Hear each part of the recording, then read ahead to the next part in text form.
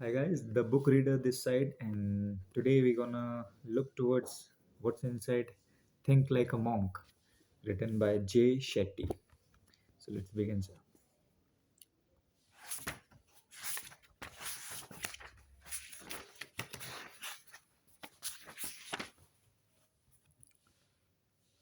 So, as I can see here, it is given an introduction. So let's read it out. Before that, there's a quote written: "If you want a new idea, read an old book." Wow. When I was 18 years old, in my first year of college at Cass Business School in London, one of my friends asked me to go with him to hear a monk give a talk. I resisted. Why would I want to go to hear I want to go hear some monk. I often went to see CEOs, celebrities, and other successful people lecture on campus, but I had zero interest in a monk. I preferred to hear speakers who'd actually accomplished things in life. My friend persisted, and finally I said, "As long as we go to a bar afterward, I'm in falling in love," is an expression used almost exclusively to describe romantic relationships. But that night, as I listened to the monk talk about his experience, I fell in love. The figure on stage was a 30 something Indian man. His head was shaved and he wore a saffron robe. He was intelligent, eloquent, and charmistic. He spoke about the principle of selfless sacrifice. When he said that we would plant trees under whose shade we would not plant to sit, I felt an unfamiliar thrill run through my body. I was especially impressed when I found out that he'd been a student at IIT Bombay, which is the MIT of India, and like MIT, nearly impossible to get into. He would traded that opportunity to become a monk, walking away from everything that my friends and I were chasing. Either he was crazy or he was onto something. My whole life, I had been fascinated by people who had gone from nothing to something, rags to rich stories. Now, for the first time, I was in the presence of someone who had deliberately done the opposite. He had given up the life the world had told me we should all want. But instead of being an embittered failure, he appeared joyous, confident, and at peace. In fact, he seemed happier than anyone I'd ever met. At the age of 18, I had encountered a lot of people who were rich. I'd listened I had listened to a lot of people who were famous, strong, good looking, or all three.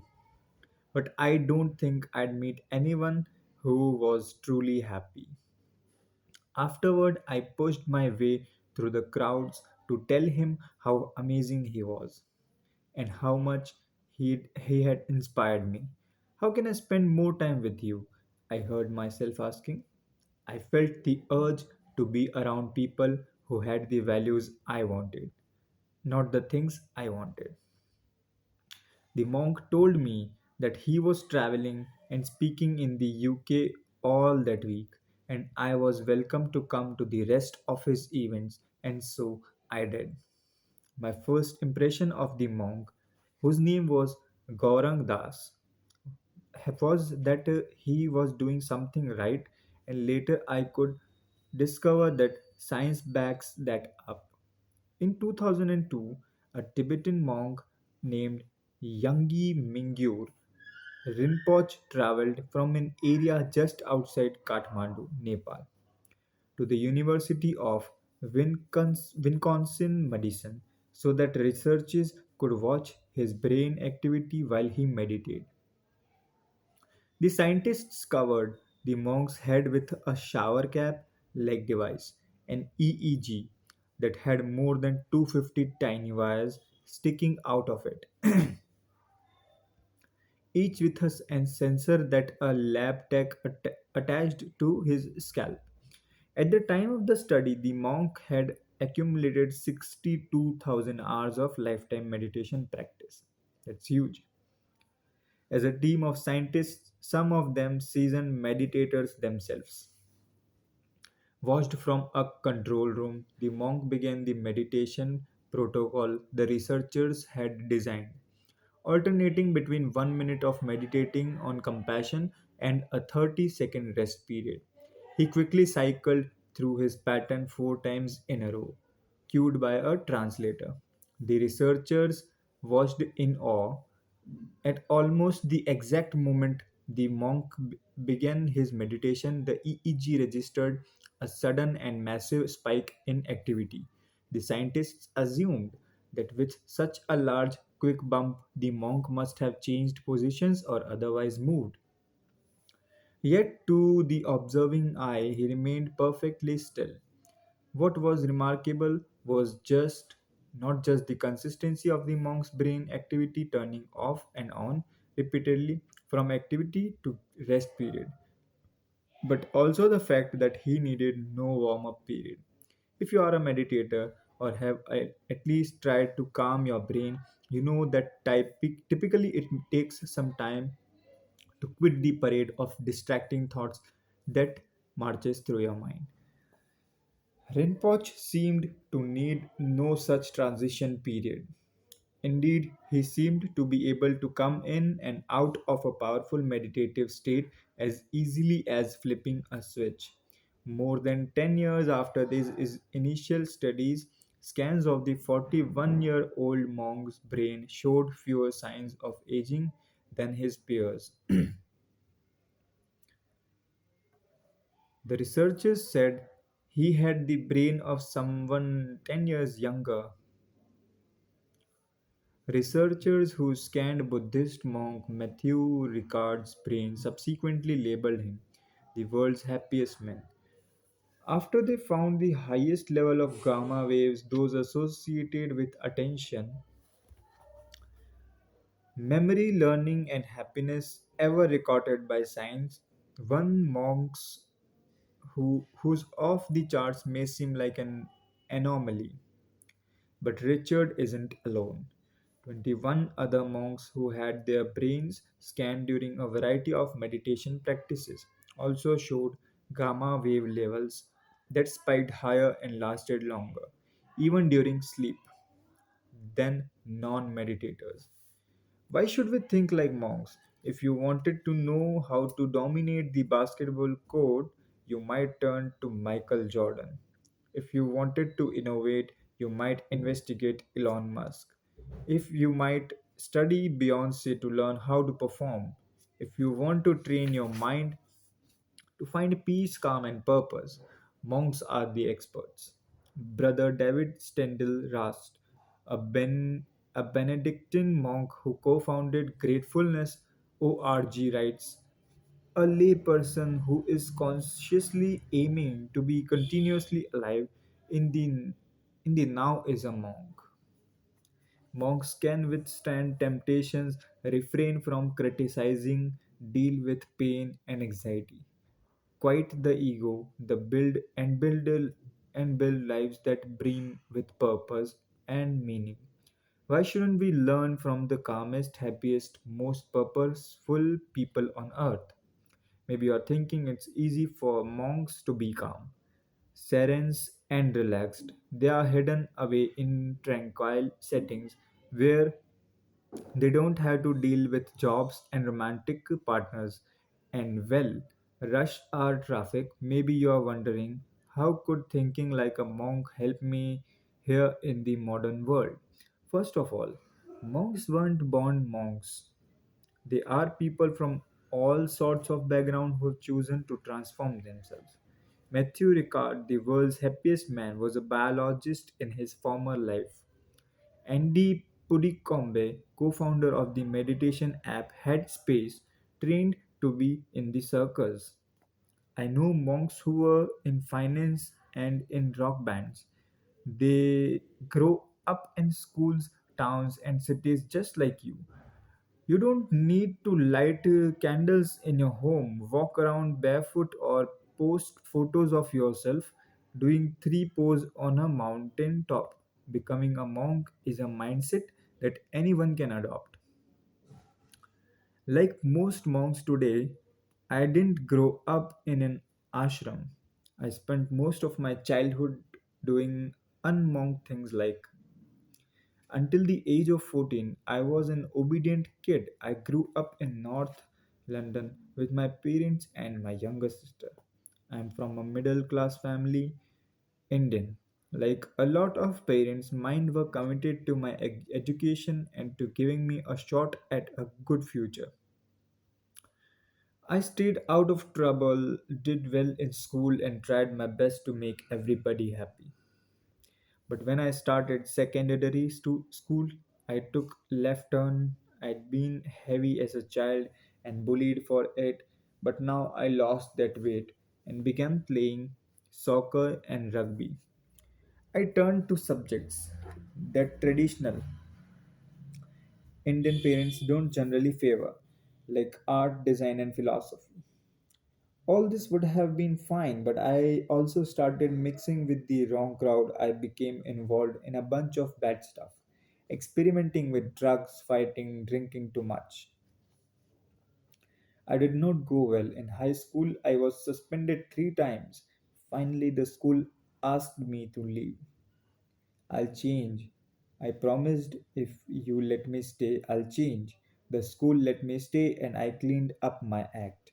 Finally, in college, I started to notice the value of hard work, sacrifice, discipline, persistence in pursuit of one's goals. The problem was that at the time I didn't have any goals apart from getting a good job, getting married one day, maybe having a family, the usual. I suspected there was something deeper, but I didn't know that what was it. What was it? By the time Gaurang Das came to speak at my school, I was primed to explore new ideas, a new model of living, a path that veered from the one everyone, including myself, assumed I would take. I wanted to grow as a person. I didn't know what I didn't want to know humility or compassion, the empathy only and as abstract concepts. I wanted to live them. I didn't want discipline, character, and integrity to just be things I read about. I wanted to live them. For the next 4 years, I juggled two worlds, going from bars and stick houses to meditation and sleeping on the floor. In London, I studied management with an emphasis on behavioral science and interned at a large consulting firm and spent time with my friends and family. And at an ashram in Mumbai, I read and studied ancient texts, spending most of my Christmas and summer holidays living with monks. My values gradually shifted. I found myself wanting to be around monks.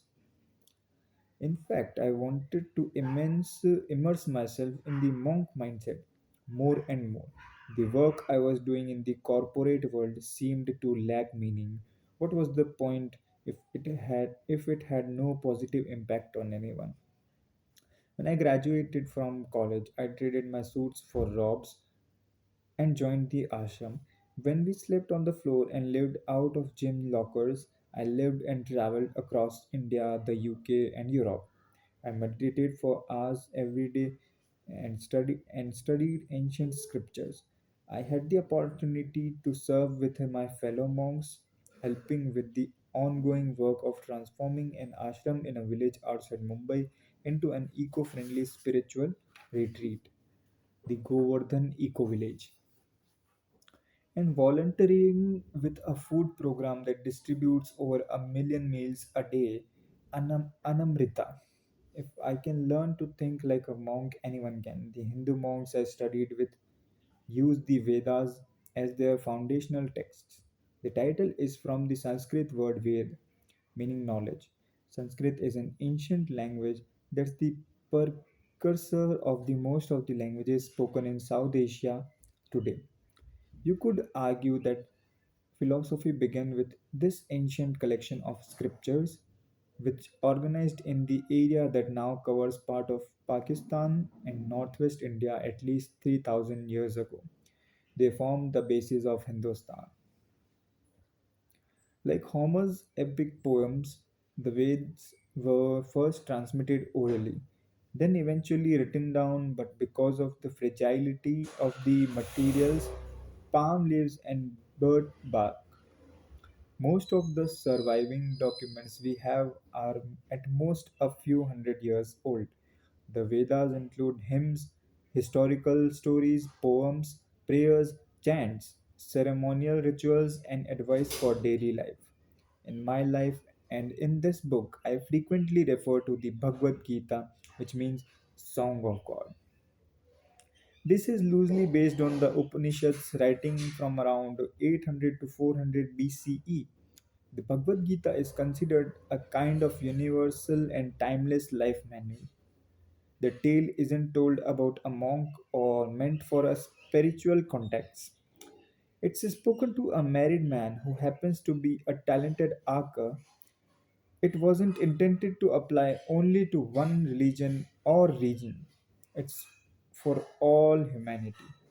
Eknath Ishwara, spiritual author and professor who has translated many of India's sacred texts, including the Bhagavad Gita, calls it India's most important gift to the world.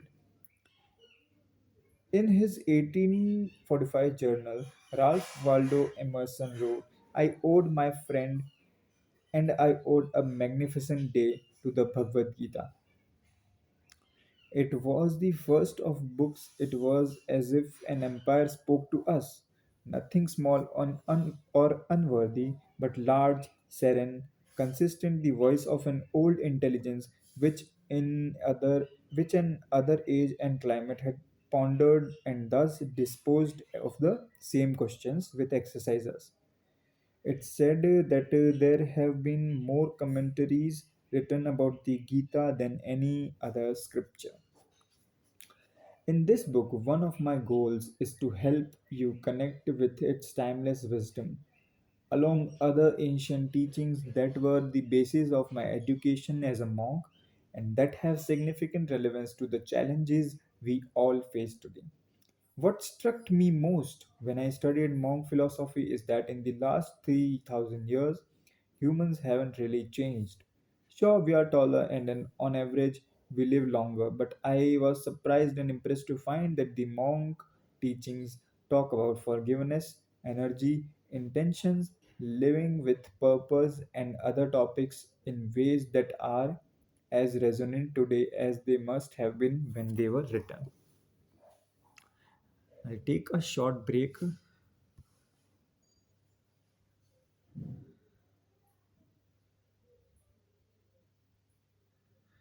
Okay, I'm done.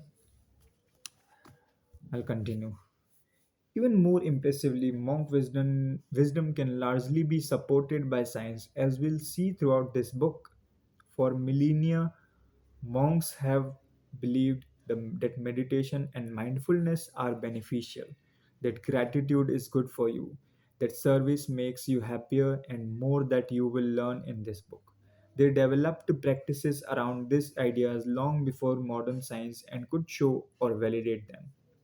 Albert Einstein said, if you can't explain something simply, you don't understand it well enough.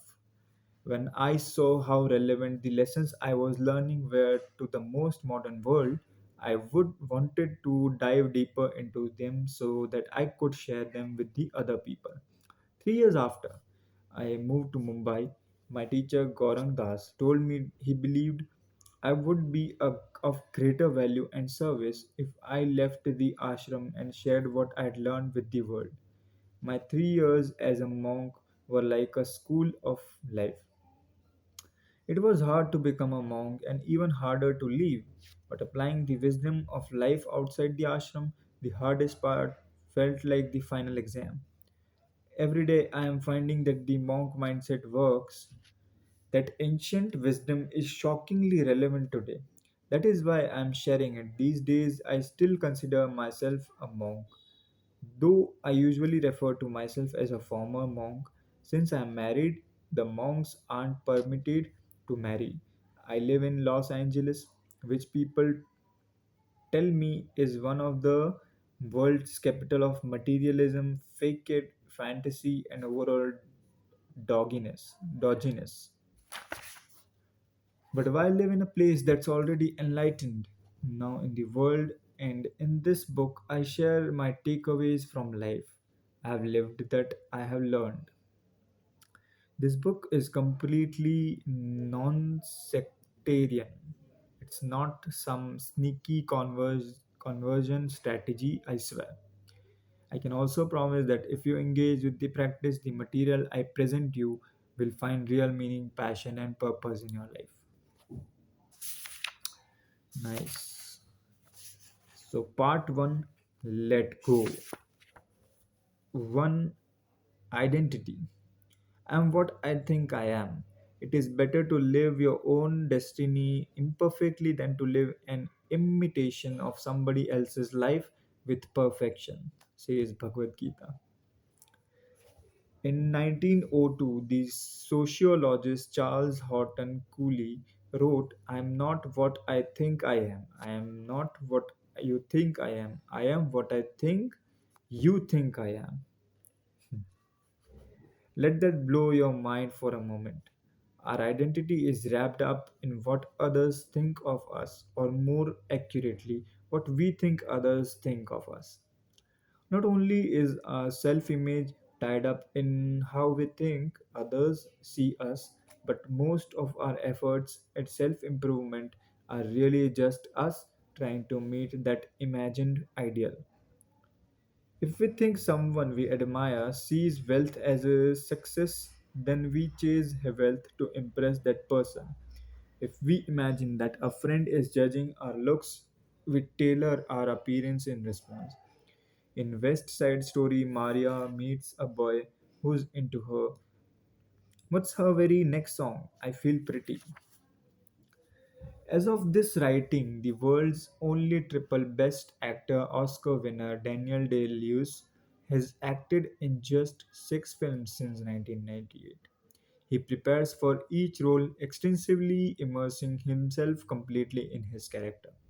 For the role of Bill, the butcher in Martin Scorsese's Gangs of New York, he trained as a butcher, spoke with a thick Irish accent on and off the set, and hired circus performers to teach him how to throw knives. And that's only the beginning. He wore only authentic 19th century clothing and walked around Rome in character, starting arguments and fights with strangers. Perhaps thanks to that clothing, he caught pneumonia. Day Lewis was employing a technique called method acting, which requires the actor to live as much like his character as possible. In order to become the role he's playing, this is an incredible skill and art, but often method actors become so absorbed in their character that the role takes on a life beyond the stage of screen. I'll admit that I went mad, totally mad. Day Lewis said to the Independent years later, admitting the role was not so good for my physical or mental health. Unconsciously, we are all method acting to some degree. We have personas we play online, at work, with friends, and at home. These different personas have their benefits. They enable us to make the money that pays our bills. They help us function in a workplace where we don't always feel comfortable. They let us maintain relationships with people we don't really like but need to interact with. But often our identity has so many layers that we lose sight of the real us. If we ever knew who or what that was in the first place, we bring our work role home with us, and we take the role we play with our friends into our romantic life. Without any conscious control or intention, however successfully we play our roles, we end up feeling dissatisfied, depressed, unworthy, and unhappy. The I and me, small and vulnerable to begin with, get distorted. We try to live up to what we think others think of us, even at the expense of our values.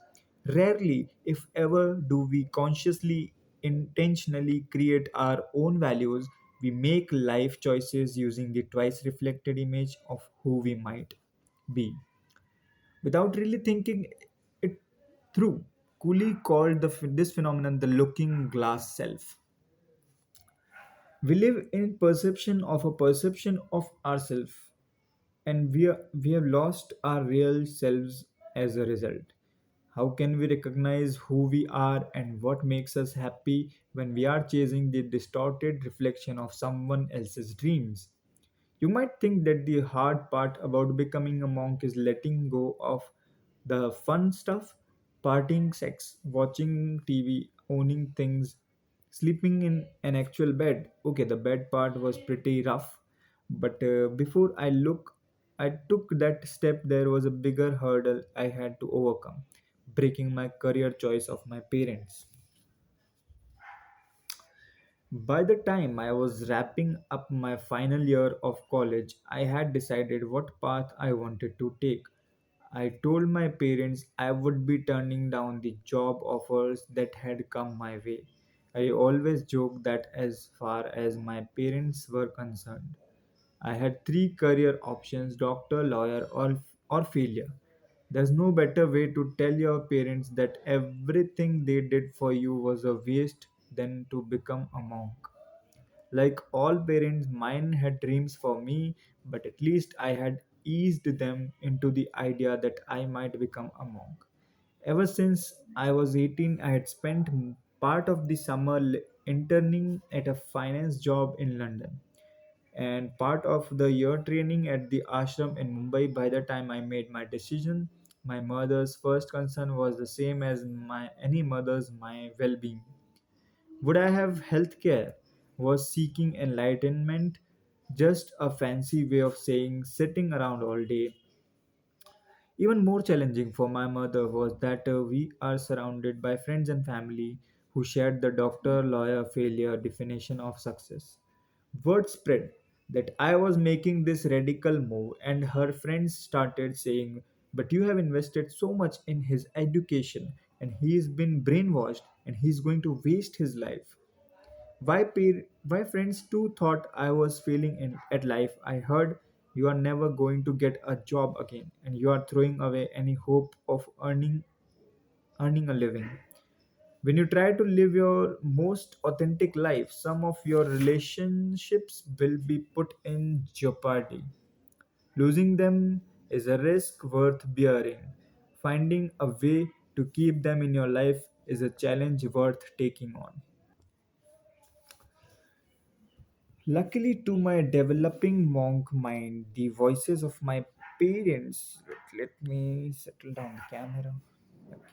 Voices of my parents and their friends were not the most important guidelines I used when making this Decision. Decision. Instead, I relied on my own experience every year since I was 18. I had tested both lives. I didn't know how to come home from my summer finance job feeling anything but hungry for dinner. But every time I left the ashram, I thought that was amazing. I just had the best time of my life. Experimenting with these widely diverse experiences, values, and belief systems helped me understand my own. The reactions to my choice to become a monk are examples of the external pressures we all face throughout our lives. Our families, our friends, society, media, we are surrounded by images and voices telling us who we should be and what we should do. The They clamor with opinions and expectations and obligations. Go straight from high school to the best college, find a lucrative job, get married, buy a home, have children, get promoted. Cultural norms exist for a reason. There is nothing wrong with a society that offers models of what a fulfilling life might look like. But if we take on these goals without reflection, we'll never understand why we don't own a home or we are not happy where we live. Why our jobs feel hollow, whether we even want a spouse or any of the goals we are striving for. My decision to join the ashram turned up the volume of opinions and concerns around me. But conveniently, my experiences in the ashram had also given me the tools I needed to filter out that noise. The cause and the solution were the same. I was less vulnerable to the noises around me, telling me what was normal, safe, practical, best. Best, I didn't shut out the people who loved me. I cared about them, and I didn't want them to worry, but neither did I let their definitions of success and happiness dictate my choices. It was at the time the hardest decision I'd ever made, and it was the right one.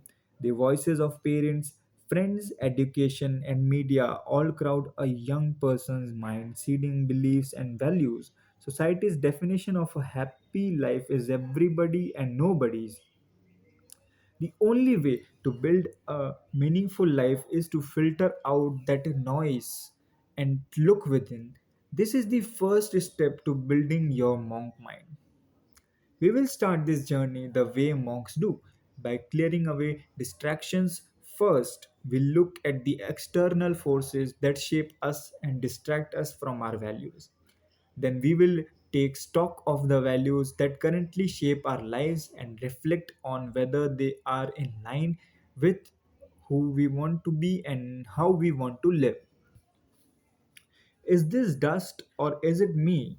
Gaurang Das offered me a beautiful metaphor to illustrate the external influences that obscure our, our true selves. Is this dust or is it? We are in a storeroom lined with unused books and boxes full of artifacts. Unlike the rest of the ashram, which is always tidy and well swept, this place is dusty and draped in cobwebs. The senior monk leads me up to a mirror and says, "What can you see?" Through the thick layer of dust, I can't even see my reflection. I say as much, and the monk nods. Then he wipes the arm of his robe across the glass. A cloud of dust puffs into my face, stinging my eyes and filling my throat. He says, "Your identity is a mirror covered with dust. When you first look in the mirror, the truth of who you are and what you value is abstracted. Cleaning it Cleaning it may not be pleasant, but only when the dust is gone can you see your true reflection." This was a practical demonstration of the words of Chaitanya, a 16th century Bengali Hindu saint. Chaitanya called this state of affairs Sito Darpan Manjanam, or clearance of the impure mirror of the mind. The foundation of virtually all monastic traditions is removing distractions that prevent us from focusing on what matters most. Finding meaning in life by mastering physical and mental desires. Some traditions give up speaking, some give up sex, some give up worldly possessions, and some give up all three. In the ashram, we lived with just what we needed and nothing more. I experienced firsthand the enlightenment of letting go. When we are buried in non essentials, we lose track of what is truly significant. I'm not asking you to give up any of these things, but I want you to help yourself recognize and filter out the noise of external influences. This is how we clear the dust and see if those values truly reflect you. Guiding values are the principles that are most important to us and that we feel should guide us. Who we want to be, how we treat ourselves and others. Values tend to be single word concepts like freedom, equality, compassion, honesty that might sound rather abstract and idealistic, but values are really practical. They are kind of ethical GPS we can use to navigate through life. If you know your values, you have directions that point you toward the people and actions and habits that are best for you. Just as when we drive through a new area, we wander aimlessly without values. We take wrong turns, we get lost, we are trapped by indecision. Values, wait. Hmm. Values make it easier for you to surround yourself with the right people, make tough career choices, use your time more wisely, and focus your attention where it matters. Without them, we are swept away by distractions. Where values come from, our values don't come to us in our sleep. We don't think them through consciously. Rarely do we even put them into words, but they exist nonetheless. Everyone is born into a certain set of circumstances, and our values are defined by what we experience. We are born were we born into hardship or luxury? Where did we receive praise? Parents and caregivers are often our loudest fans and critiques. Though we might rebel in our teenage years, we are generally compelled to please and imitate those authority figures. Looking back, think about how your time with your parents was spent, playing, enjoying conversation, working on projects together. What did they tell you was not important? And did it match that mattered most to them? Who did they want you to be? What did they want to accomplish? How did they expect you to behave? Did you absorb these ideals? And have they worked for you? From the start, our educations are another powerful influence. The subjects that are taught, the cultural angle from which they are taught, the way we are expected to learn. A fact driven curriculum doesn't encourage creativity. A narrow cultural approach doesn't foster tolerance for people from different backgrounds and places. And there are few opportunities to immerse ourselves in our passions, even if we know them from an early age. This is not to say that school doesn't prepare us for life, and there are many different educational models out there, some of which are less restrictive, but it is worth taking a step back to consider whether the values you carried from school feel right to you. The media mind game. As a monk, I learned early on that our values are influenced by whatever absorbs our mind. We are not our minds, but the mind in the vehicle by which we decide what is important in our hearts. The movies we watch, the music we hear, the books we read, the TV shows we binge, the people we follow online and offline. What's on your newsfeed is feeding your mind.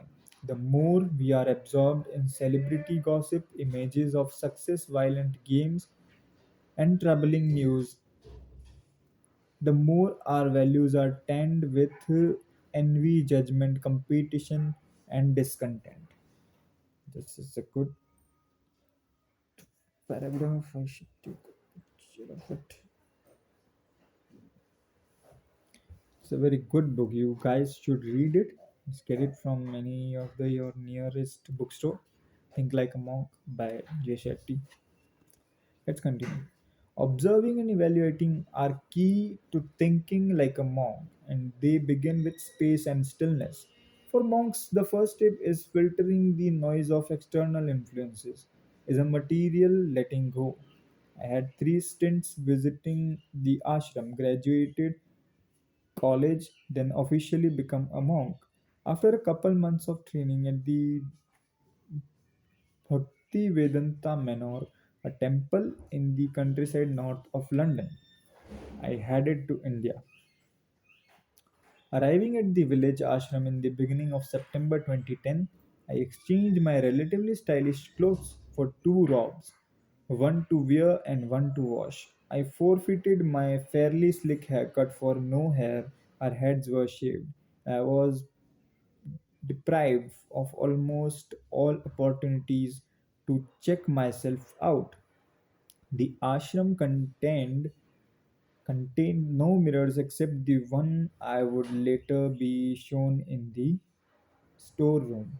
So we monks were prevented from obsessing over our appearance, ate a simple diet that rarely varied, slept on thin mats laid on the floor, and the only music we heard was the chants and bells that punctuated our meditations and rituals. We didn't watch movies or TV shows, and we received limited news and email on shared desktop computers in a communal area. Nothing took the place of these distractions except space, stillness, and silence. When we tune out the opinions, expectations, and obligations of the world around us, we begin to hear ourselves. In that silence, I begin to recognize the difference between outside noise and my own voice. I could clear away the dust of others to see my core beliefs. I promised you I won't ask you to shave your head and don robes. But how in the modern world can we give ourselves the space, silence, and stillness to build awareness? Most of us don't sit down and think about our values. We don't think like to be alone with our own thoughts. Our inclination is to avoid silence, to try to fill our heads and keep moving in a series of studies. Researchers from the University of Virginia and Harvard asked participants to spend just 6 to 15 minutes alone in a room with no smartphone, no writing instruments, and nothing to read. The researchers then let them listen to music or use their phone. Participants not only preferred their phones and music, many of them even chose to zap themselves with an electric shock rather than be alone with their thoughts. If you go to a networking event every day and have to tell people what you do for a living, it's hard to step away from the that reduction of who you are. If you watch Real Housewives every night, you start to think that throwing glasses of wine in your friends' faces is routine behavior. When we fill up our lives and leave ourselves no room to reflect, those distractions become our values by default. We can't address our thoughts and explore our minds when we are preoccupied, nor does just sitting in your home teach you anything. There are three ways I suggest you actively create space for reflection. First, on a daily basis, I recommend you sit down to reflect on how the day went and what emotions you are feeling. Second, once a month, you can approximate the change that I found at the ashram by going someplace you have never been before to explore yourself in a different environment. This can be anything from visiting a park or library you have never been to before to taking a trip. Finally, get involved in something that's meaningful to you, a hobby, a charity, a political cause. Another way to create space is to take stock of we are feeling the space that we have and whether those choices reflect our true values. Audit your life. No matter what you think your values are, your actions tell the real story. What we do with our spare time shows what we value. For instance, you might put spending time with your family at the top of your list of values. But if you spend all of your free time playing golf, your actions doesn't matter, don't match your values. And you need to do some self examination. Time. First, let's assess how you spend the time when you are not sleeping or working. Researchers have found that by the end of our lives, on average, each of us will spend 33 years in bed, 7 years of which will be spent trying to sleep, a year and 4 months exercising, and more than 3 years on vacation. If you are a woman, you'll spend 136 days getting ready. If you are a man, this number drops to 46 days. These are just estimates, of course, but our daily choices add up. Try this, audit your time. Spend a week tracking how much time you devote to the following: family, friends, health and self. Note that we are living out sleeping, eating, and working. Work in all its forms can sprawl without boundaries. If this is the case for you, then set your own definition of when you are officially at work and make extra work one of your categories. The areas where you spend the most time should match what you value the most. Say the amount of times that your job requires exceeds how important it is to you. Media. When you did your audit, no doubt a significant amount of your time was spent reading or viewing media. Researchers estimate that on average each of us will spend more than 11 years of our lives looking at TV and social media. Perhaps your media choices feel casual, but time reflects values.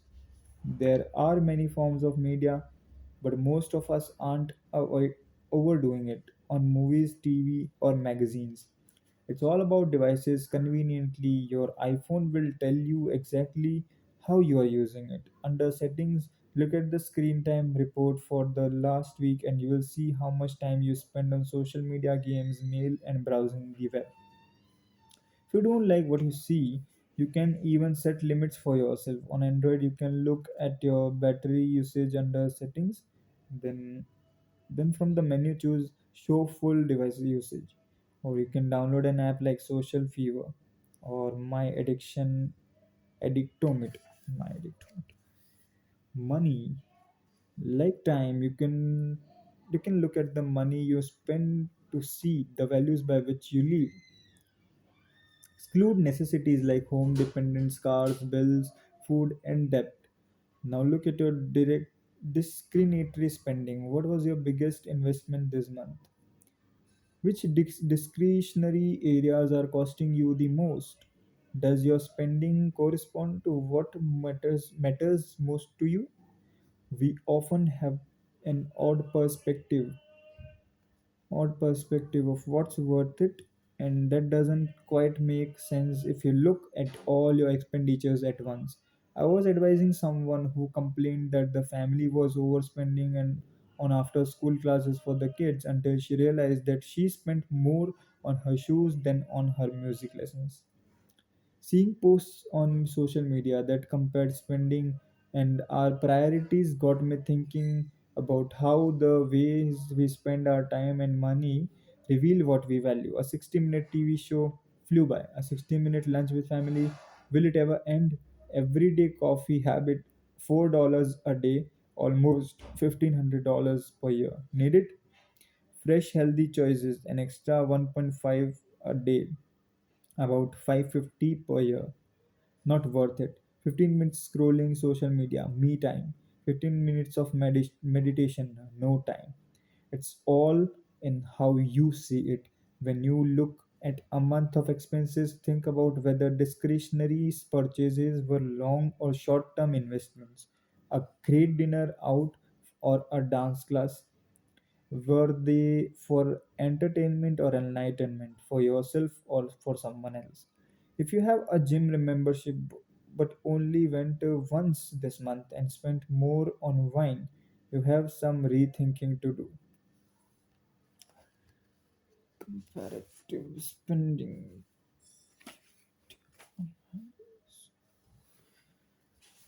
Okay, so how much is the first chapter? Okay. Curate your values. Doing a self audit tells you the values that have crept into your life by default. The next step is to decide what your values are and whether your choices are in alignment with them. Contemplating monk values may help you identify your own Our teachers at the ashram explained that there are higher and lower values. Higher values propel and elevate us towards happiness, fulfillment, and meaning. Lower values demote us toward anxiety, depression, and suffering. According to the Gita, these are the higher values and qualities: fearlessness, purity of mind, gratitude, service, and charity, acceptance, performing sacrifice, deep study, austerity, straightforwardness, nonviolence, truthfulness, absence of anger, renunciation, perspective, restraint from fault finding, compassion toward all living beings, satisfaction, gentleness, kindness, integrity, determination. Notice that happiness and success are not among these values. These are not values, they are rewards, the end game, and we will address them further in chapter 4. The six lower values are greed, lust, anger, ego, illusion, and envy. The downside of the lower values is that they so readily take us over when we give them space to do so. But the upside is that there are a lot fewer of them, or as my teacher Gaurang Das reminded us, there are always more ways to be pulled up than to be pulled down. We can't put a set of values out of thin and make sweeping changes overnight. Instead, we want to let go of the false values that fill the space in our lives. The ashram gave us monks the opportunity to observe nature, and our teachers called our attention to the cycles of all living things.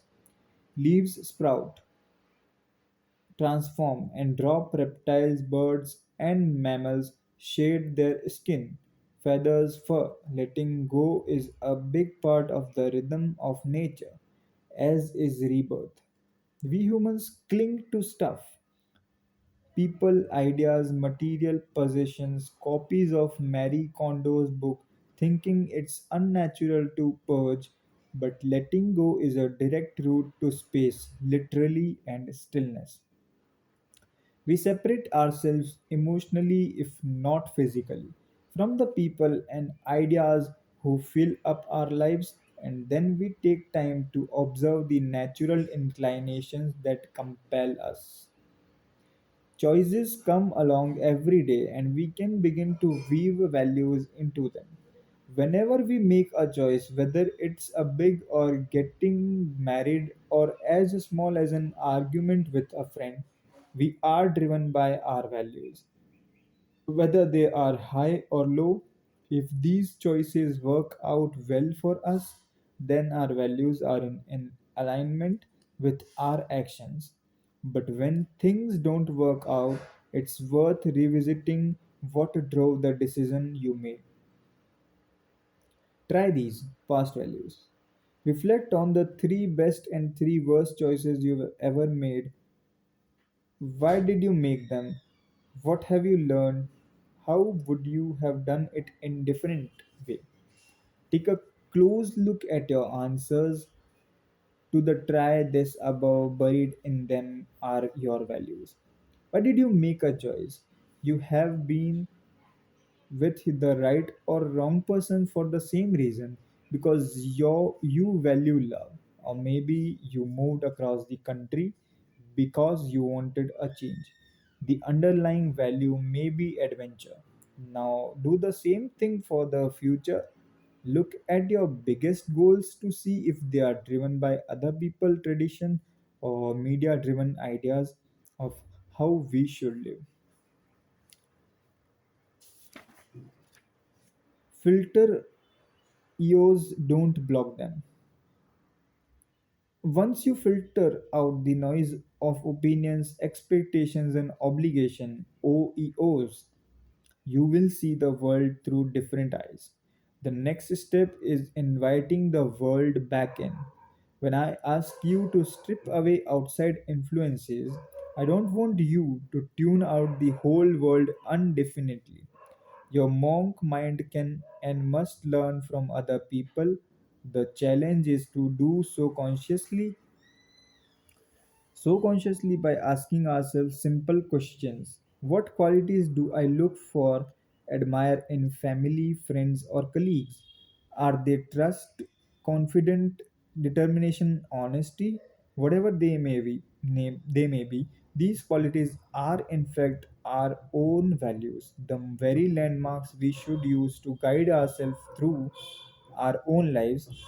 When you are not alone, surround yourself with people who fit well in your values. It helps to find a community that reflects who you want to be, a community that looks like the future you want. Remember how hard it was for me to start living like a monk during my final year of college. And now it's hard for me to live in London surrounded by the people I grew up with and their ways of living. I am tempted to slip in. Gossip, judge others. A new culture helped me redefine myself. And another new culture helped me continue on my path. Every time you move homes or take a different job or embark on a new relationship, you have a golden opportunity to reinvent yourself. Multiple studies show that the way we relate to the world around us is contagious. A 20-year study of people living in town showed that both happiness and depression spread within social circles. If a friend who lives within a mile of you becomes happier, then the chance that you are also happy increases by 25%. The effect jumps higher with next door neighbors. Who you surround yourself with helps you stick to your values and achieve your goals. You grow together. If you want to run a 2:45 marathon, you don't train with people who run 4:45. If you want to be more spiritual, expand your practice with another other spiritual people. If you want to grow your business, join a local chamber of commerce or an online group of business owners who are similarly driven toward what that kind of success. If you are an overworked parent who wants to make your kids your priority, cultivate relationships with other parents who prioritize their kids so you can exchange support and advice. Better yet, whether possible, cross groups. Foster relationships with family oriented spiritual entrepreneurs who run marathons. Okay, I'm kidding. Yet, in today's world, whether we have more ways to connect than ever.